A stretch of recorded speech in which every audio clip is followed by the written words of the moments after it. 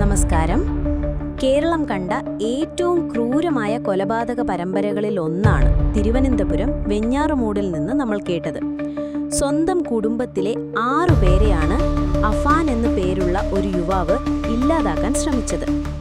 അതിൽ 5 പേർ അതിദാരുണമായി കൊല്ലപ്പെട്ടു. ആ നടുക്കുന്ന സംഭവത്തിന്റെ വിശദാംശങ്ങളിലേക്ക് നമുക്ക് പോകാം. തിങ്കളാഴ്ച രാവിലെയാണ് സംഭവങ്ങളുടെ തുടക്കം. വെഞ്ഞാറമൂട് പേരുമലയിലെ സൽമാസ് എന്ന വീട്ടിൽ അഫാനും അമ്മ ഷെമിയും മാത്രമുള്ള സമയം. പണത്തെ ചൊല്ലി അമ്മയുമായി വഴക്കിട്ട അഫാൻ അവരെ ക്രൂരമായി മർദ്ദിച്ച് ഒരു മുറിയിൽ പൂട്ടിയിട്ടു. പിന്നീട് ഒരു ധനകാര്യ സ്ഥാപനത്തിൽ നിന്ന് പണം കടം വാങ്ങി ഒരു ചുറ്റിക വാങ്ങി. ആ ചുറ്റികയുമായി അവൻ നേരെ പോയത് പാങ്ങോടുള്ള സ്വന്തം പിതാവിന്റെ അമ്മയായ 85 വയസ്സുള്ള സൽമ ബീവിയുടെ അടുത്തേക്കാണ്.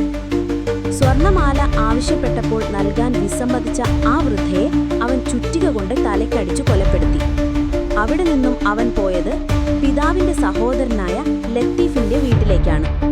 അവിടെ വെച്ച് ലത്തീഫിനെയും ഭാര്യ ഷാഹിദയെയും അവൻ കൊലപ്പെടുത്തി. പിന്നീട് തന്റെ കാമുകിയായ ഫർസാനയെ വീട്ടിലേക്ക് വിളിച്ചു വരുത്തി അവളെയും അതിക്രൂരമായി കൊലപ്പെടുത്തി. സ്കൂൾ വിട്ടുവന്ന 13 വയസ്സുകാരനായ സ്വന്തം അനിയൻ അഫ്സാനെയും അവൻ വെറുതെ വിട്ടില്ല. കുഴിമന്തി വാങ്ങി നൽകാമെന്ന് പറഞ്ഞ് പ്രലോഭിപ്പിച്ച് വീട്ടിലെത്തിച്ച ശേഷം അവനെയും കൊലപ്പെടുത്തി. 5 കൊലപാതകങ്ങൾക്ക് ശേഷം വീട്ടിൽ അബോധാവസ്ഥയിൽ കിടന്നിരുന്ന അമ്മയെയും അവൻ ആക്രമിച്ചു. എന്നാൽ ഭാഗ്യം കൊണ്ട് അവർ മരണത്തിൽ നിന്ന് രക്ഷപ്പെട്ടു.